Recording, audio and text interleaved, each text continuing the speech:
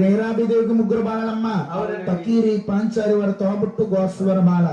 పై రాజులు వచ్చి రాజ్యాన్ని కొట్టేస్తే ఆ రాజ్యంలో ఉండలేక తల్లి తండ్రి చనిపోయారు. అన్నలిద్దరు కూడా అడవిలోకి తీసుకొచ్చి అడవిలో చెట్టు కింద చిన్నదాన్ని పోషిస్తున్నారు. ఈ అమ్మాయి ఎలా ఉంది? తొలతోట పువ్వమ్మ తొలగిరికి వెలుగు సూర్య చంద్ర రాజులు ఈత కారించింది. సూర్య చంద్రరాజులు ఈత కారించినట్లు ఈడారి సున్నాది అంట పడినందు పెళ్లికి సున్నాది పెరిగి ఉన్నాడే. చిన్నది ఇంట పడి ఉండు పెళ్లికి చిన్నది పెరిగి ఉన్నాడు. చెట్టు కింద కూర్చున్న అమ్మాయి లేసల్లుకుంటుంది. బాబు వర్మ లేసంటే ఏంటి బాబు? లేసంటే తెలీదు. పొద్దున్నే ఆడవాళ్ళు మధ్యాహ్నం 11 నుంచి మొదలెడతారని లేసాలను. ఊరే ఆ లేసు కదరా, తల తల జట వెళ్ళుకుంటుంది. వాళ్ళ భాషలో లేసండా.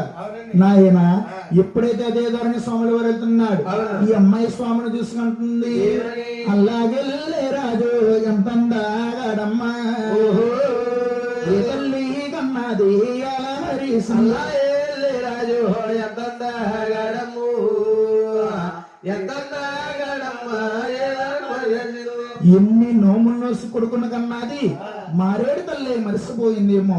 నా తల్లిదండ్రులు రాజులే కనుక ఇల మీద ఉండుంటే హాయిగా రాజుతో వెళ్ళిపోయి కాపురం చేసుకునేదాన్ని. అమ్మాయి ఆత్మలు అనుకుంది. స్వాముల వారికి బొట్టెట్టి పిలిచినట్టు అనిపించింది. ఎల్లేటి ఆధారిను విడిసి పెట్టి శివదాని దగ్గరికి చేరుకున్నాడు. దగ్గరికి చేరుకున్నాడు. ఈ అమ్మాయి దగ్గరకు వచ్చున్నాడు.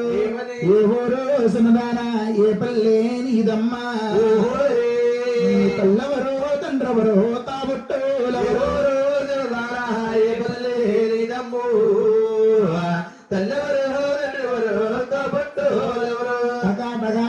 అడుగుతున్నాడు. ఈ అమ్మాయి అనుకుంటుంది చెప్పితే ఏమంటాడో చెప్పకపోతే ఏమంటాడు. ఏదో ఆత్మలు అనుకున్నాను. పిల్లాడిని మొగుల్లా నా దగ్గరకు వచ్చుంటున్నాడు. ఏదన్నా సరే సమాధానం ఇవ్వడం నా న్యాయం. అలాగని అమ్మాయి ఉంటుంది ఈ ఊరు కాదండి పల్లె కాదు నివేశాన భూమి సంద్రాగిరి ఊరు కదండి పల్లె కాదు